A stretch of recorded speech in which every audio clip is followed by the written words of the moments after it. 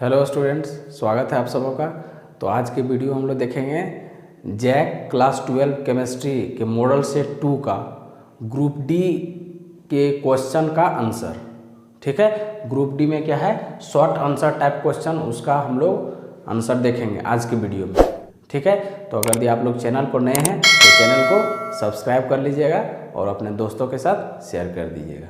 ठीक है, और एक और इन्फॉर्मेशन कि अगर यदि आप लोग कोई भी स्टूडेंट्स हजारीबाग पढ़ना चाहते हैं, ठीक है, तो magnet of mathematics coaching centre में एडमिशन ले सकते हैं। उसका कॉन्टैक्ट नंबर और एड्रेस स्क्रीन पर दिया हुआ है। ठीक है, तो हम लोग वीडियो की शुरुआत करते हैं। ठीक, तो सबसे पहला नंबर क्वेश्चन है 35। ठीक है, ग्रुप डी में 35 नंबर क्वेश्चन है। क्वेश्चन क्या है, ये जो क्वेश्चन है वो है सॉलिड स्टेट चैप्टर से, क्लास 12 का चैप्टर नंबर 1 सॉलिड स्टेट से। ठीक है, तो क्वेश्चन पढ़ते हैं। क्वेश्चन क्या है, an element having atomic mass 60.2 has a face centred cubic unit cell. ठीक है, कोई एलिमेंट है, उसका एटॉमिक मास कितना है, 60.2 यू है, वहाँ यूनिट नहीं दिया, unified mass, has a face centred FCC unit cell में है। उसका edge length, the edge length of the unit cell का एज लेंथ कितना, 100 पिकोमीटर है। Find out density of the element, उसका डेंसिटी निकालने बोला है। ठीक है, और एवोगाड्रोस नंबर का वैल्यू दिया हुआ है, नहीं भी दिया रहा था फिर भी ये नॉन है, 6.022 इंटू 10⁻23 ले लेंगे। यहाँ पर दिया हुआ है 6.02 इंटू 10⁻23। तो देखते हैं कि गिवन क्या है। ठीक है, देखिए गिवन क्या है, गिवन है मोलर मास। मोलर मास कितना दिया हुआ है, 60.2 यू या ग्राम जो लिख सकते हैं आप लोग। ठीक है, एफसीसी यूनिट सेल है, मतलब जेड कितना हो जाएगा, 4। ठीक, अब एज लेंथ दिया हुआ है, ए दिया हुआ है, कितना दिया है, 100 पिकोमीटर। ठीक है, तो आप लोग को ध्यान रखना है कि जहाँ भी पिकोमीटर में रहेगा एज लेंथ और डेंसिटी निकालने दिया है, तो डेंसिटी जनरली हम लोग किस में निकालते हैं, ग्राम पर सेंटीमीटर क्यूब में ही। और जब डेंसिटी ग्राम पर सेंटीमीटर क्यूब में निकालते हैं तो एज लेंथ किस में लेना पड़ेगा, सेंटीमीटर में। और जब पिकोमीटर में दिया रहे तो इसको सेंटीमीटर में कन्वर्ट करने के लिए हम लोग 10⁻⁻10 से मल्टीप्लाई कर देते हैं, तो ये मेरा सेंटीमीटर में निकल जाता है। एवोगाड्रोस नंबर का वैल्यू दिया हुआ है, देखिए 6.02 इंटू 10⁻23। ठीक है, अब हम लोग यहाँ पर फॉर्मूला में रख देते हैं। वी नो, हम लोग जानते हैं, क्या जानते हैं, D इज इक्वल टू क्या होता है, Z into M by A cube into N A. ठीक, ये हम लोग को निकालना है। Z देखिए कितना दिया है, एफसीसी यूनिट सेल है, कितना रख देंगे, 4। अब मोलर मास दिया हुआ है 60.2, डिवाइडेड बाय कर देंगे, ए क्यूब है सेंटीमीटर में। यहाँ पर देखिए, यहाँ से और भी आगे हम लोग ये कर सकते हैं, कैलकुलेट करके यहाँ कितना लिख सकते हैं, 10 - 2 हो जाएगा, कितना हो जाएगा, -8 सेंटीमीटर। ठीक है, अब यहाँ पर देखिए डायरेक्ट यहाँ पर 10⁻⁻8 का क्यूब कर देंगे और एन ए का वैल्यू रख दिए 6.02 इंटू 10⁻23। अब देखिए D इज इक्वल टू कर देंगे 4 इंटू 60.2, यहाँ पर कितना हो जाएगा, 10⁻24, 6.02 इंटू 10⁻23। आगे देखिए इसको मल्टीप्लाई कर देंगे तो यहाँ कितना हो जाएगा, 4 × 2 = 8, 4 × 2 = 8, पॉइंट रखेंगे 0 और 240 यहाँ पर। ठीक है, डिवाइडेड बाय देखिए -24 है, 23 है, तो यहाँ 10⁻⁻1 और 6.02 हो जाएगा, मतलब 240.8, ये ऊपर जाएगा, -1 है तो क्या आ जाएगा, प्लस में आ जाएगा और 6.02 हो जाएगा। ठीक, अब देखिए यहाँ से ये भी कट जाएगा तो आ जाएगा 2408 डिवाइडेड बाय 6.02। ठीक है, तो यहाँ से आप लोग कैलकुलेट कर लीजिएगा, ये आ जाएगा डेंसिटी। वही पूछ रहा है क्या, डेंसिटी ऑफ द एलिमेंट निकालने बोल रहा है, और डेंसिटी का यूनिट क्या आ जाएगा, ग्राम पर सेंटीमीटर क्यूब, क्योंकि ये हम लोग किससे लिए हैं, सेंटीमीटर में। ठीक है, बढ़ते हैं अगले क्वेश्चन की तरफ। Question number 36। क्वेश्चन है, what are emulsions, what are there different types, give one example of each type. ये जो क्वेश्चन है ये है सरफेस केमिस्ट्री। ठीक है, चैप्टर नंबर 5। ठीक, तो यहाँ पूछ रहा है कि इमल्शन क्या है, उसका डिफरेंट टाइप कौन कौन है, और सबको जो दोनों टाइप है उसको एक एक एग्जाम्पल से समझाइए। ठीक, तो देखिए इमल्शंस जो है वो एक तरह का क्या है, कोलाइडल सॉल्यूशन है।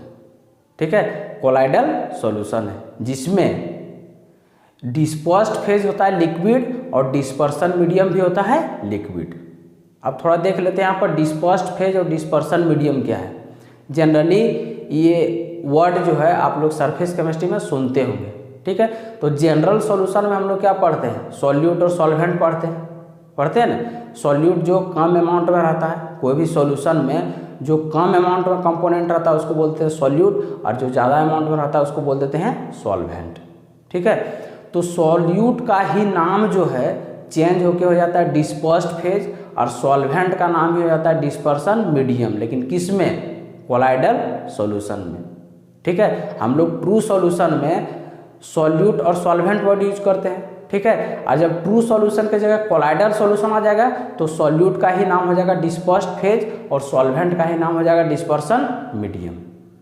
ठीक है, तो इसको हम लोग अब यहाँ पर लिखते हैं। तो हम लोग यहाँ आंसर में लिख सकते हैं, क्या लिख सकते हैं, it is a type of colloidal solution, type of colloidal solution in which क्या, डिस्पर्स्ड फेज, इसको शॉर्ट में डीपी भी बोलते हैं, dispersed phase is liquid and dispersion medium DM is also liquid. ठीक है, कि कोलाइडल सॉल्यूशन का वैसा टाइप जिसमें डिस्पर्स्ड फेज भी लिक्विड होता है और डिस्पर्सन मीडियम भी लिक्विड रहता है, उस टाइप ऑफ कोलाइडल सॉल्यूशन को क्या बोल देते हैं हम लोग, इमल्शन। अब पूछ रहा है what are there different types. जो कोलाइडल सॉल्यूशन होता है, मतलब इमल्शन जो होता है वो दो तरह का होता है। एक होता है oil in water type emulsion और दूसरा होता है water in oil type emulsion. ठीक है, तो लिखते हैं it is of two types, it is of two types. First हो गया, चाहे ए हो गया क्या, oil in water, oil in water type emulsion, इसको इस तरह भी लिख सकते हैं O/W। ठीक है, ये हो गया oil in water type emulsion. यहाँ O/W इमल्शन लिख दीजिए, इमल्शन शॉर्ट में लिखते हैं इस तरह भी। और बी में हो जाएगा आपका ऑयल इन वाटर फर्स्ट है और सेकंड हो जाएगा आपका water in oil type emulsion, oil type emulsion, मतलब हो गया W/O इमल्शन। ठीक, O/W oil in water type emulsion और W/O water in oil type emulsion. ठीक है, इमल्शन का टू टाइप हो गया, दो टाइप हो गया इमल्शन का। ठीक, अब पूछ रहा है give one example of each type, तो इसको डिस्क्राइब भी कर देते हैं और एग्जाम्पल भी लिख देते हैं। ठीक है, यहाँ तक आप लोग नोट डाउन कर लीजिएगा, मिटा देते हैं। फर्स्ट था oil in water type emulsion,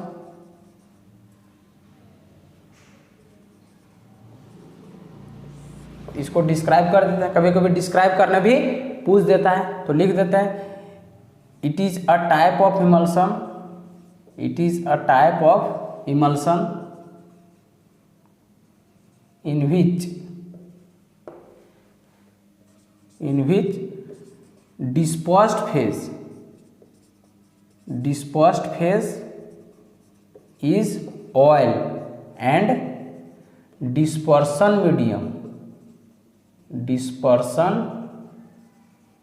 medium is water। ठीक है, इसको कैसे याद रखिए, देखिए O/W होगा, O/W होगा, तो इसको डिस्पर्स्ड फेज मान लेना है, इधर वाले को DP डिस्पर्स्ड फेज और इधर वाले को डिस्पर्सन मीडियम। तो इसी चीज को डिस्क्राइब करके लिख दिए हैं क्या कि it is a type of emulsion in which dispersed phase is oil and dispersion medium is water. ठीक, एग्जाम्पल इसका क्या हो जाएगा, एग्जाम्पल हो जाएगा आपका मिल्क। ठीक, मिल्क हो जाएगा, फिर हो जाएगा vanishing cream, vanishing cream. Milk जो है हम लोग जो दूध पीते हैं वो किस तरह का इमल्सन हो गया, O/W। मतलब मिल्क में क्या होता है, ऑयल होता है डिस्पर्स्ड फेज और वाटर होता है डिस्पर्सन मीडियम। ठीक है, मतलब डिस्पर्स्ड फेज जो होता है वो लिक्विड फैट होता है जो डिजॉल्व होता है किस में, वाटर में, इसलिए वाटर हो गया डिस्पर्सन मीडियम, और डिस्पर्स्ड फेज हो गया ऑयल, मतलब इसको बोलते हैं लिक्विड फैट जो होता है वो वाटर में डिजॉल्व होता है किस में, मिल्क में। ठीक, अब हम लोग देखते हैं सेकंड में W/O इमल्सन। यहाँ भी हम लोग अभी समझे थे, इसको क्या मान लेंगे, DP डिस्पर्स्ड फेज, इसको मान लेंगे डिस्पर्सन मीडियम। तो इसको लिख सकते हैं क्या कि it is a type of emulsion in which dispersed phase is water and dispersion medium is oil. यहाँ लिख लीजिए, it is a type of emulsion in which dispersed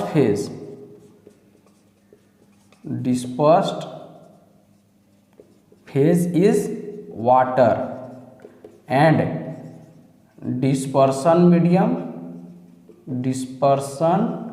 medium is oil।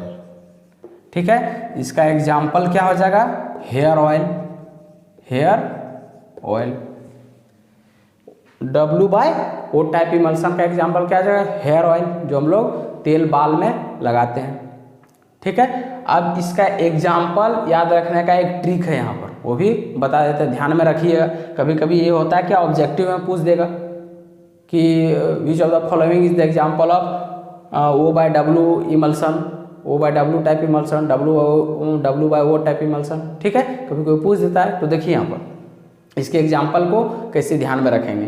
तो ध्यान में रखिए कि जिस तरह का इमल्सन होगा, कहने का मतलब कोई भी टाइप का, जैसे दो टाइप का इमल्सन होता है, तो उसमें जो डिस्पर्सन मीडियम होगा, ठीक है, उसमें जो डिस्पर्सन मीडियम है उसको बाहर से अगर मिला देंगे, जो उसमें डिस्पर्सन मीडियम है वैसा ही सब्सटेंस। जैसे एग्जांपल के लिए देखिए, O/W टाइप इमल्सन का एग्जांपल क्या है, मिल्क। अब मिल्क में डिस्पर्सन मीडियम क्या है, वाटर। अब मिल्क में वाटर जब मिला देते हैं तो पता चलता है बाहर से, हम लोग जब दूध में अगर देखो पानी मिला दिया है तो हम लोग देख के नहीं बता सकते हैं कि इसमें पानी मिला हुआ है। ठीक है, तो जिस तरह का इमल्सन रहेगा और उसमें जो डिस्पर्सन मीडियम होगा, वही डिस्पर्सन मीडियम अगर बाहर से मिला देंगे तो उसमें पता नहीं चलेगा। ठीक है, तो वहाँ से पता चल जाएगा। अब जैसे मिल्क में हम लोग पानी मिला दिए, तब मिलाने से पता नहीं चलता है, मतलब डिस्पर्सन मीडियम उसमें क्या हो जाएगा, वाटर हो जाएगा, और डिस्पर्स्ड फेज जो बचा मतलब क्या, ऑयल। ठीक, अब जैसे एग्जांपल में देखिए W/O में तो हेयर ऑयल है। अब ऑयल में, हेयर ऑयल में डिस्पर्सन मीडियम क्या है, ऑयल है, उसमें वाटर तो नहीं है। अब अगर दी हेयर ऑयल में हम लोग पानी मिला देंगे तो पता चल जाएगा, मतलब वहाँ से हम लोग पता कर सकते हैं कि हेयर ऑयल में डिस्पर्सन मीडियम जो है वो वाटर नहीं है, क्योंकि उसमें वाटर मिलाने में पता चल जाता है। अब हेयर ऑयल में वही ऑयल मिला देंगे, ठीक है, ऑयल मिला देंगे, मतलब क्या हो गया, पता नहीं चलेगा। अब पता नहीं चलेगा मतलब हेयर ऑयल में जो डिस्पर्सन मीडियम है वो क्या है, ऑयल है। ठीक है, तो यहाँ से हम लोग पता कर सकते हैं कि कोई भी तरह का इमल्सन होगा, उसके एग्जाम्पल को अगर हम लोग को दिमाग में रखना है तो अगर उसमें जो डिस्पर्सन मीडियम है उसी चीज़ को मिला देते हैं तो पता नहीं चलता है, और वहाँ से हम लोग पता लगा सकते हैं कि दिया गया इमल्सन किस तरह का इमल्सन है। ठीक है, बढ़ते हैं आगे। अगला है क्वेश्चन नंबर 37 में क्या है, nitrogen exist as diatomic molecules and phosphorus as P4 why. यह है क्वेश्चन P ब्लॉक एलिमेंट्स। ठीक है, तो क्वेश्चन पूछा गया है कि जो नाइट्रोजन है वो N2 के फॉर्म में एग्जिस्ट करता है, लेकिन जो फॉस्फोरस है उसी ग्रुप का है। ठीक है, जो P4 में एग्जिस्ट करता है। क्यों? तो इसका रीजन है नाइट्रोजन का साइज क्या होता है, बहुत छोटा होता है, ठीक है, और इसका इलेक्ट्रोनेगेटिविटी भी ज़्यादा होता है। इस कारण से ये p पाई मल्टीपल बॉन्ड का फॉर्मेशन करता है, ठीक है। लेकिन फॉस्फोरस में वैसा नहीं है, इसका साइज नाइट्रोजन के रिस्पेक्ट में क्या होता है, बड़ा होता है, और इलेक्ट्रोनेगेटिविटी भी कम होता है, जिस कारण से p पाई बॉन्ड का फॉर्मेशन नहीं होता है, ठीक है, और ये P4 के रूप में एग्जिस्ट करता है। लिख लेते हैं इसी को। Due to a small size and high electronegativity,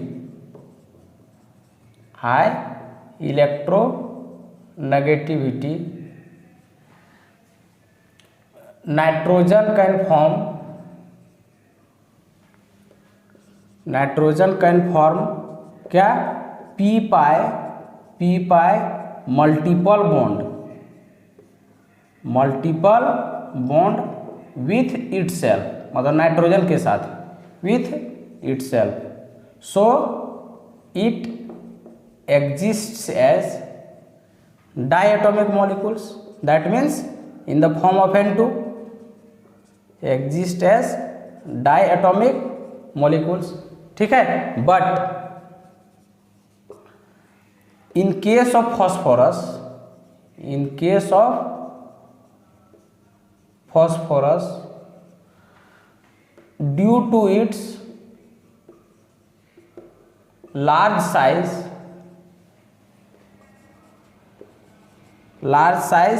and less electronegativity as compared to, किसके कंपेयर्ड में, as compared to nitrogen, it cannot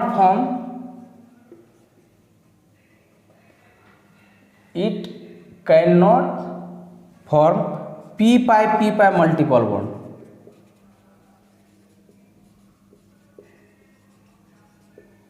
and hence it exists as P4 molecules। नहीं, ये हो गया आंसर। मतलब इसमें ध्यान ये रखना है कि नाइट्रोजन का साइज छोटा होता है, इलेक्ट्रोनेगेटिविटी ज़्यादा होता है, इस कारण से ये नाइट्रोजन जो है अपने साथ ही एक नाइट्रोजन का जो एटम है दूसरे नाइट्रोजन एटम के साथ p पाई मल्टीपल बॉन्ड का फॉर्मेशन करता है। लेकिन फास्फोरस के केस में जो है इसका साइज नाइट्रोजन के कंपेयर में क्या होता है, ज़्यादा बड़ा होता है, और इलेक्ट्रोनेगेटिविटी भी कम होता है। इस कारण से ये p पाई मल्टीपल बॉन्ड का फॉर्मेशन नहीं करता है, और ये जो है वो टेट्रा एटॉमिक फॉर्म में P4 मॉलिक्यूल्स के फॉर्म में क्या करता है, एग्जिस्ट करता है, ठीक है। बढ़ते हैं आगे, क्वेश्चन नंबर 38।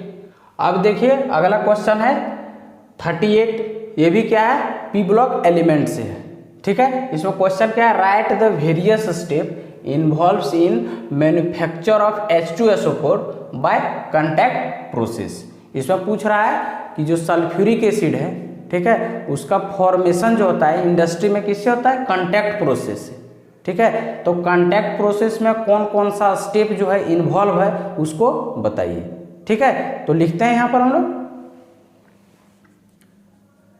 तो कांटेक्ट प्रोसेस में सबसे पहले क्या होता है, जो सल्फर है, ठीक है, या सल्फाइड ओर्स है, उसको ऑक्सीजन के प्रेजेंस में रिएक्शन कराया जाता है, ठीक है, ऑक्सीजन से रिएक्शन कराया जाता है और क्या बनता है, सल्फर डाइऑक्साइड, ठीक है। तो फर्स्ट स्टेप है स्टेप 1, स्टेप 1 है oxidation of sulphur, oxidation of sulphur, और सल्फाइड ओर्स लिख दीजिए, और सल्फाइड ओर्स। तो ऑक्सीडेशन ऑफ सल्फर है, सिर्फ यहाँ जो रिएक्शन इन्वॉल्व है उसको हम लोग राइट डाउन करते हैं, उसी से लैंग्वेज आप लोग बना सकते हैं, ठीक है। तो ऑक्सीडेशन ऑफ सल्फर है, तो सबसे पहले सल्फर का ऑक्सीजन से रिएक्शन कराए क्या बना देता है, सल्फर डाइऑक्साइड गैस, ठीक है। ये ऑक्सीजन गैस के फॉर्म में है, ये सॉलिड के फॉर्म में है। स्टेप 2 में देखिए, स्टेप 2 में क्या होता है, ये जो स्टेप 1 में सल्फर डाइऑक्साइड मिला है SO2 गैस, उसका कैटालिटिक ऑक्सीडेशन कराया जाता है। मतलब इसका रिएक्शन फिर से ऑक्सीजन के साथ कराया जाता है इन प्रेजेंस ऑफ कैटलिस्ट। और कैटलिस्ट जो यूज होता है उसका नाम है वेनेडियम पेंटाऑक्साइड V2O5।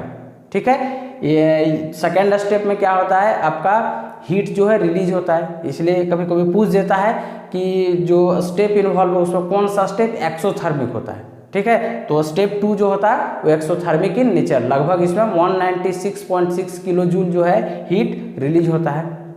ठीक, तो इसको लिखते हैं हम लोग। तो स्टेप 2 में क्या, catalytic oxidation of SO2।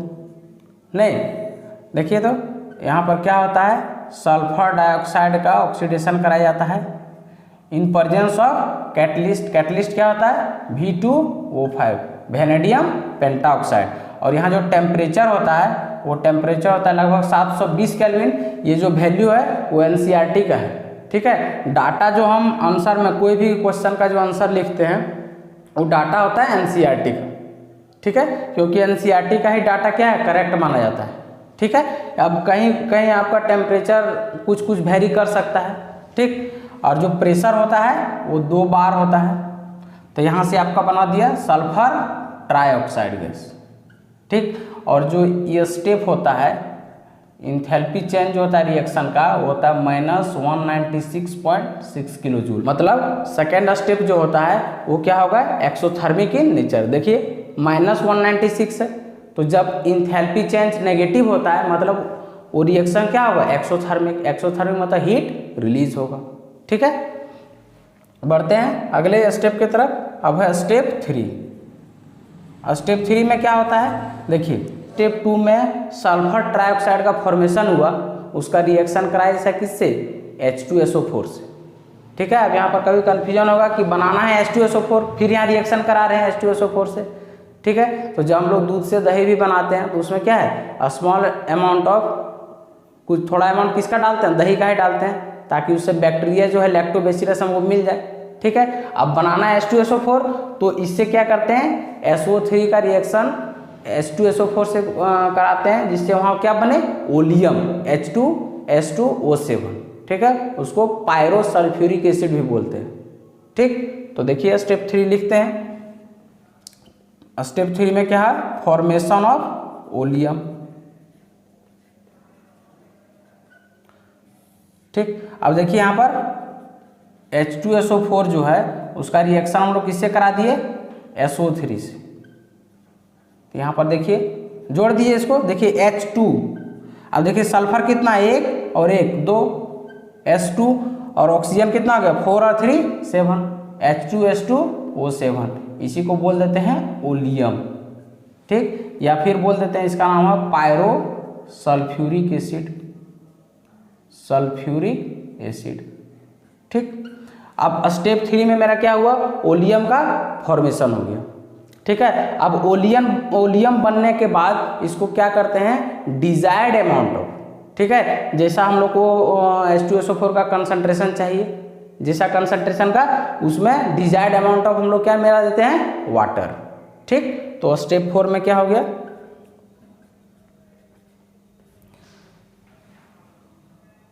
Dilution of oleum. Dilution मतलब क्या होगा, मिक्सिंग ऑफ वाटर। ठीक है, तो देखिए ओलियम जो बना, H2S2O7 जो बना, उसको हम लोग वाटर के साथ मिला दिए। अब यहाँ पर मेरा बन जाएगा H2SO4। बैलेंस कर दीजिए, यहाँ पर H2S2O7 का रिएक्शन किससे करा दिए, वाटर से, तो H2SO4 बन गया। अब देखिए इसको क्या कीजिए, बैलेंस कर दीजिए। देखिए 4 हाइड्रोजन, यहाँ पर 2 और 2 4 हो गया, सल्फर कितना हो गया, 2 हो गया, और ऑक्सीजन कितना 8, तो 7 और 1 कितना हो गया 8। ठीक है, तो यहाँ से मेरा H2SO4 बन गया। ठीक है, अब जो कांटेक्ट प्रोसेस से मेरा सल्फ्यूरिक एसिड जो मिलता है वो कितना होता है, लगभग 96 to 98% प्योर होता है। ठीक है, 96 to 98% प्योर होता है। ठीक है, और इंडस्ट्री में जनरली जो है सल्फ्यूरिक एसिड जो है इसी प्रोसेस से फॉर्म किया जाता है। ठीक है, तो ये मेरा 38 नंबर क्वेश्चन हो गया। बढ़ते हैं अगले क्वेश्चन की तरफ, क्वेश्चन नंबर 39। ठीक, अब है क्वेश्चन नंबर 39। यहाँ पर क्या पूछ रहा है question, right IUPAC name. IUPAC name पूछ रहा है, ये कंपाउंड दिया हुआ है ए में, बी में, सी में।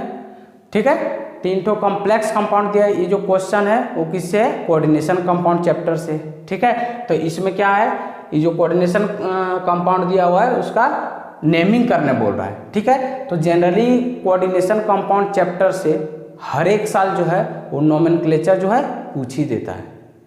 ठीक है, तो थोड़ा यहाँ पर हम लोग किस तरह लिखते हैं उसके पैटर्न को समझ लेते हैं। ठीक है, तो इससे क्या होगा, नाम लिखने में आसानी होगा। थोड़ा देख लीजिए, मान लेते हैं कोई कॉम्प्लेक्स कंपाउंड इस तरह है।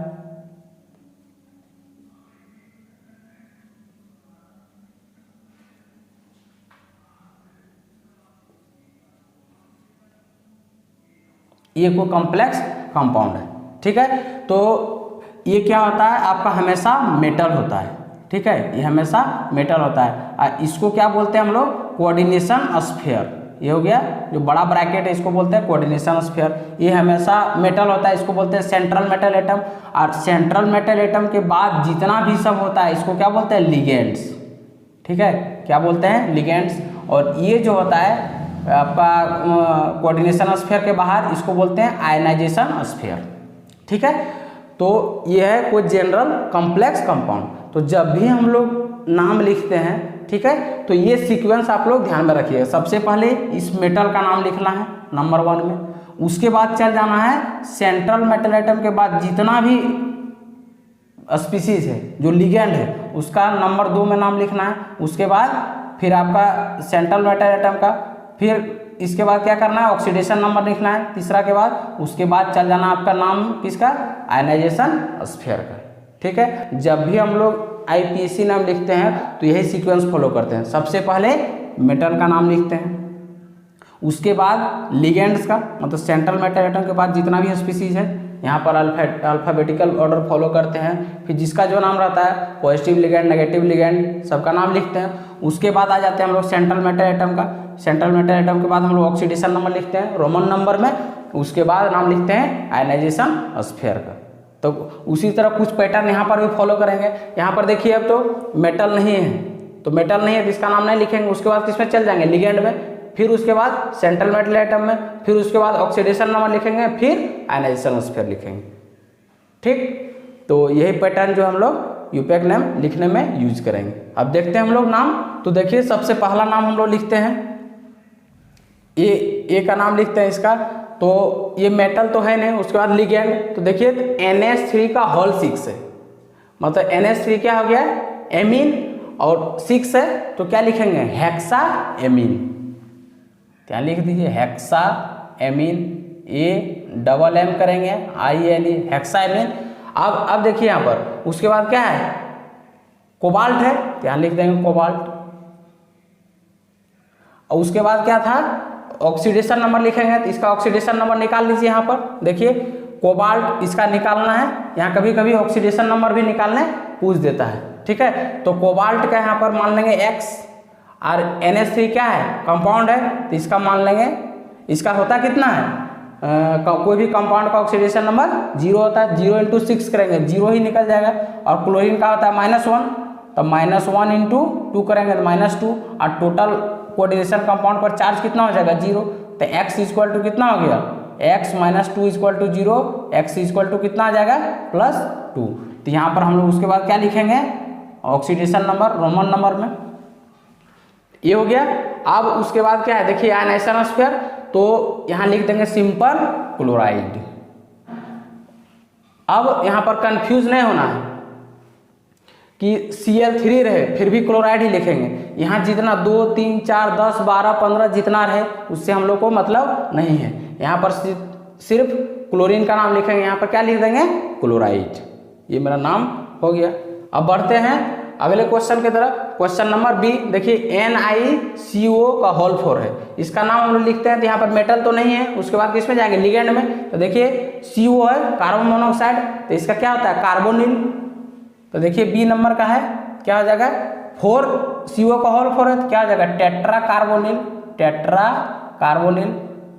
स्पेस नहीं देना है बीच में, टेट्रा कार्बोनिल। अब उसके बाद देखिए, उसके बाद क्या करेंगे, नाम लिखेंगे सेंट्रल मेटल एटम का, क्या हो जाएगा, निकेल। उसके बाद क्या लिखते हैं, ऑक्सीडेशन नंबर। तो देखिए ऑक्सीडेशन नंबर यहाँ निकाल लीजिए, निकेल का X, और कार्बन मोनोऑक्साइड क्या है, कंपाउंड है, तो इसका हो जाएगा 0, तो 0 × 4 + 0 और टोटल पर 0, तो X इक्वल टू कितना आ जाएगा, 0। मतलब यहाँ पर जो ऑक्सीडेशन नंबर क्या हो जाएगा, वो 0 हो जाएगा। जनरली ये पूछ देता है, जिसका हो गया टेट्रा कार्बोनिल निकेल। अब आते हैं सी नंबर में। सी में देखिए यहाँ पर आपका मेटल जो है वो नहीं है, उसके बाद जाएंगे लिगेंड पर, तो लिगेंड में क्या है, OH है, और OH का होल 4 है, तो क्या हो जाएगा, टेट्रा हाइड्रोक्सो, टेट्रा, स्पेस नहीं देना है, हाइड्रोक्सो। उसके बाद क्या करेंगे, नाम लिखेंगे मेटल का। अब देखिए यहाँ पर, अब सब जगह हम यहाँ पर मेटल का नाम लिख रहे थे, निकेल, यहाँ कोबाल्ट, ठीक है। अब जब भी कोऑर्डिनेशन स्फीयर पर चार्ज नेगेटिव हो, जब भी कोऑर्डिनेशन स्फीयर पर चार्ज नेगेटिव हो, तो हम लोग सेंट्रल मेटल एटम के नाम में क्या लगा देते हैं, 8, ठीक है। अब देखिए ZnOH का होल 4 2- है, तो यहाँ पर टेट्रा हाइड्रोक्सो लिख दिए। उसके बाद जिंकेट लिखेंगे, क्योंकि देखिए तो ये कोऑर्डिनेशन स्फीयर पर यहाँ चार्ज कितना है, -2 है, और जहाँ भी कोऑर्डिनेशन स्फीयर पर चार्ज माइनस में होगा, उसके सेंट्रल मेटल एटम के नाम में क्या लगा देंगे, 8, तो यहाँ हो जाएगा जिंकेट, जिंकेट, ठीक है। अब उसके बाद क्या लिख देते हैं हम लोग, ऑक्सीडेशन नंबर। अब यहाँ पर जिंक का हम लोग ऑक्सीडेशन नंबर निकालेंगे, तो देखिए जिंक का यहाँ पर मान लिए X, ठीक है, और OH पर चार्ज कितना होता है, हाइड्रोक्साइड आयन पर -1, तो यहाँ प्लस कर दिए, और -1 × 4, और टोटल पर चार्ज कितना है, -2, तो X - 4 = -2, X इक्वल टू उधर जाएगा तो 4 - 2, X इक्वल टू कितना आ जाएगा, +2। तो यहाँ पर रोमन नंबर लिख देना है, ऑक्सीडेशन नंबर 2, तो इसका नाम हो गया टेट्रा हाइड्रोक्सो जिंकेट 2, ठीक है। तो ये था ग्रुप डी क्वेश्चन का, जो कि शॉर्ट आंसर टाइप क्वेश्चन था, उसका आंसर, ठीक है। तो आज के वीडियो में बस इतना ही, मिलते हैं अगले वीडियो में एक नए टॉपिक के साथ। धन्यवाद।